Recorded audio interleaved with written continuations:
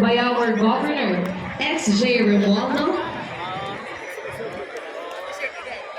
and our Regional Director, Dr. Arturo B. Bayucot, CESO 3, shall now be turned over to our next year's NMRA Host Division, Misamis Occidental.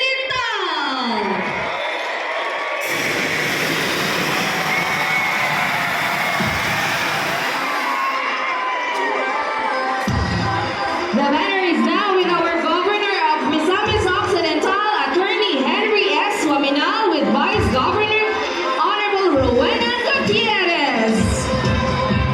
Ladies and gentlemen, let us now have the acceptance speech of Governor Henry Waminal of Misamis Occidental. A big round of applause, please.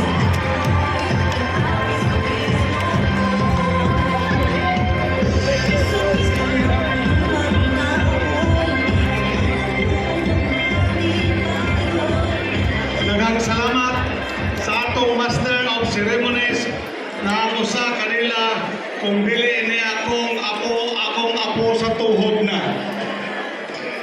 DepEd Assistant Secretary Honorable Francis Cesar Bringas, Governor X.J.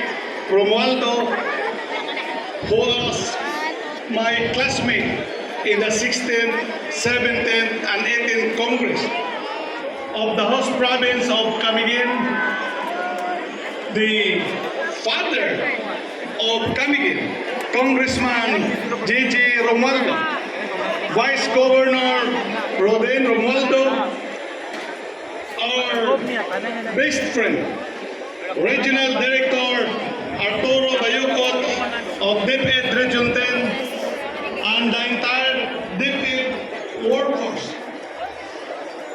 Other distinguished guests who are the leaders of the different delegation. My brother and my colleague also in the 17th and 18th Congress, the city mayor of Iligan City, who is leading the illegal vote, the leader of Plano del Norte delegation, Governor Angin Demaporo, represented here by his Vice Governor, Vice Governor, Governor